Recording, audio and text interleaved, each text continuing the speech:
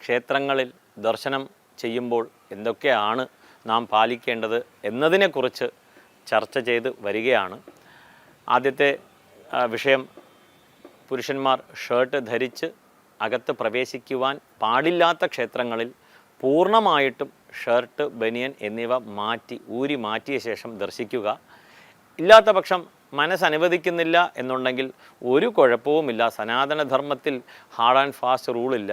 ആ ക്ഷേത്രത്തിന് പുറമേ നിന്നുകൊണ്ട്, കൊടിമരത്തിന് വെളിയിൽ നിന്നുകൊണ്ട് തന്നെ ശിവനെ ദർശിക്കുവാൻ ആകും.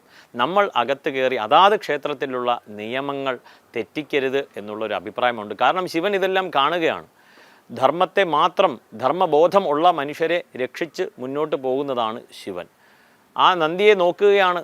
നന്ദി എന്താണ്? ധർമ്മോഹി ഭഗവാൻ വൃഷഹ എന്നുള്ളതാണ്. ധർമ്മത്തെയാണ് ശിവൻ നോക്കുന്നത്. ആയതിനാൽ ഏത് ക്ഷേത്രത്തിലാണോ നാം പോകുന്നത് ആ ക്ഷേത്രത്തിലെ മര്യാദകൾ, ആചാരമര്യാദകൾ പാലിക്കുക. ആചാരം എന്നുള്ളത് സ്റ്റാൻഡേർഡ് ഓപ്പറേറ്റിംഗ് പ്രൊസീജിയറാണ്. ഇന്ന് ഓഫീസിൽ പോകുമ്പോൾ ഇന്ന വസ്ത്രധാരണം വേണം, നിർബന്ധമാണ്, ഇന്ന ഷൂ ധരിക്കണം, ഇല്ലെങ്കിൽ ഇത് ധരിക്കാൻ പാടില്ല, ഈ ഷൂ അവിടെ ഊരി വയ്ക്കാൻ പാടില്ല, ഇവിടെ ഇങ്ങനെ നിൽക്കാൻ പാടില്ല എന്ന് കുറേ റൂളുണ്ട്. അതൊന്നും നാം ചോദ്യം ചെയ്യാതെ മുന്നോട്ട് പോവുകയാണ്. കാരണം 31-ാം തീയതി സാലറി ലഭിച്ചല്ലേ പറ്റൂ. അപ്പോൾ ഇതും ഒരു ശീലം തന്നെയാണ്. ആ ചിട്ടവട്ടങ്ങൾ ദയവ് ചെയ്ത് ഓർക്കുക. നമുക്കിനി കാര്യത്തിലേക്ക് കടക്കാം. അടുത്ത വിഷയം, ക്ഷേത്രങ്ങളിൽ പോകുമ്പോൾ തന്നെ നെറ്റിയിൽ കുറി ഉണ്ടാകണം, തിലകധാരണം.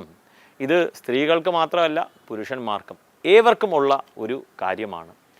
നമ്മളിന്ന് ലലാട്ടശൂന്യമായി അങ്ങനെ ജീവിച്ചു കഴിഞ്ഞു. കാണുന്നതാണല്ലോ അനുകരിക്കുന്നത്. അനുകരിക്കപ്പെടുന്നത് എന്തൊക്കെ കാണുന്നോ അത് തന്നെയാണ്. കുട്ടികളെല്ലാം മുതിർന്നവരെ കാണുകയാണ്. നെറ്റിയിൽ ഭസ്മമില്ല, ചന്ദനമില്ല, കുങ്കുമമില്ല. കുട്ടികളെങ്ങനെ ധരിക്കും? അപ്പോൾ ഇതിലേക്ക് ഏവരും ചിന്തിക്കുക. മുതിർന്നവർ കാണിച്ചു കൊടുക്കുക, തിലകം ധരിച്ചുകൊണ്ട് തന്നെ, ഭസ്മമോ ചന്ദനമോ കുങ്കുമമോ. അതിനൊരുപാട് വിഷയങ്ങളുണ്ട്, അതിലേക്ക് കടക്കുന്നില്ല. ലലാട്ട ശൂന്യമായിട്ട് ഇരിക്കരുത് എന്നുള്ളതാണ്. കാരണം ഇവിടെ നമ്മുടെ പ്രധാനമായ മർമ്മമുണ്ട്. ഏവർക്കും അറിയാം, ഭ്രൂമധ്യേ എന്ന് പറയുന്നു. അവിടെ ഈ മർമ്മമുണ്ട്. അവിടെയാണ് തിലകധാരണം. സാധിക്കുന്ന രീതിയിൽ ഭസ്മം, ചന്ദനം, കുങ്കുമം ഏതാണോ ഇഷ്ടം അത് ധരിക്കുക. ഇതെല്ലാം ഔഷധ ഗുണങ്ങൾ കൂടി ഉള്ളവയാണ്. അങ്ങനെ തിലകം ധരിച്ചുകൊണ്ട് മാത്രമാണ് ക്ഷേത്രത്തിലേക്ക് പ്രവേശിക്കേണ്ടത്. കുട്ടികളെ ശീലിപ്പിക്കുക.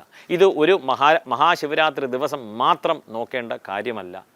ഇത് നിത്യം നമ്മുടെ ജീവിതത്തിൽ വരുത്തേണ്ട ശീലങ്ങളാണ്.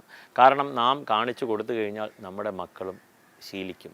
ഇന്ന് തിലകധാരണം ഭസ്മം ധരിച്ചാൽ തന്നെ ചോദിക്കുകയാണ്, സ്വാമിയായോ, അവൻ വലിയ ഋഷിയായി, ഭസ്മമൊക്കെ ധരിച്ചു സ്വാമി എന്ന് വിളിച്ച് അവനെ അധിക്ഷേപിച്ച് ധരിക്കുന്നവനെ തന്നെ ഇല്ലാതാക്കുന്ന ഒരു പിയർ പ്രഷർ, സമൂഹ മനസ്സിന് അങ്ങനെ ഒരു പവറുണ്ട്.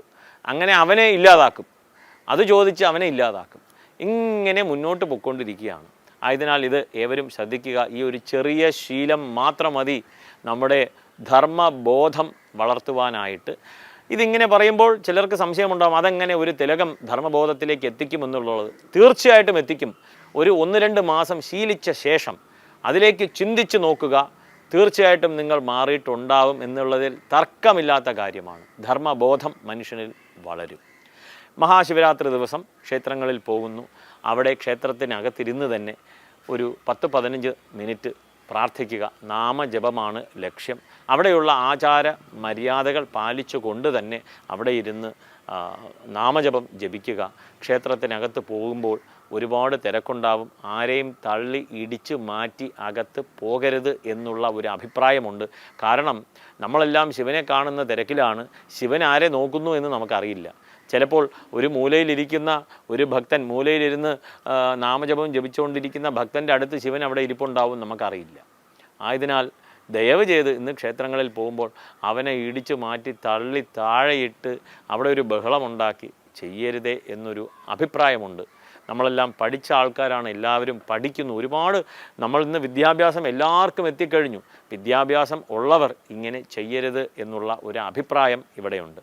അതിനുശേഷം ക്ഷേത്രങ്ങളിൽ പോകുമ്പോൾ എന്താണ് സമർപ്പിക്കേണ്ടത് എന്നുള്ളതാണ്. ശിവന് ഏറ്റവും പ്രിയം എന്താണ്? വിൽവം എന്നുള്ളതാണ്. ഇന്ന് മലയാളികൾ അതിനെ കൂവളം എന്ന് വിളിക്കുന്നു. വിൽവപത്രം, ബിൽവാഷ്ടകം എന്ന രീതിയിൽ പ്രസിദ്ധമാണ്. ഏകബിൽവം ശിവാർപ്പണം. ഇപ്പം ശിവന് സമർപ്പിക്കുക എന്നുള്ളതാണ്. സാധിക്കുന്നവർ കുറച്ച് കൂവളം വാങ്ങിച്ച് സമർപ്പിക്കുക. ശിവന് ധാര വഴിപാടായിട്ട് നടത്താവുന്നതാണ്. ഏവർക്കും നടത്താം. വളരെ കുറച്ചു പൈസ മാത്രമേ ആകുകയുള്ളൂ. ശിവന് അഭിഷേകം നടത്തുക. ഇനി ചന്ദനത്തിരി വാങ്ങിച്ച് വെക്കണമെന്ന് ചോദിച്ചു കഴിഞ്ഞാൽ ലഭിക്കുന്നതെല്ലാം വിഷമാണ്, പാടില്ല എന്ന് തന്നെയാണ് അഭിപ്രായം. അത് ആവശ്യമില്ല. കാരണം ഈ തിരി അവർ കത്തിച്ച് വയ്ക്കും. ക്ഷേത്രത്തിനകത്തുള്ള മേൽശാന്തിക്ക് നാളെ ശ്വാസകോശ രോഗത്തിന് ഇത് കാരണമാകും. ഇനി വേണോ വേണ്ടയോ എന്നുള്ളത് നിങ്ങൾ തന്നെ തീരുമാനിക്കുക. നമസ്കാരം.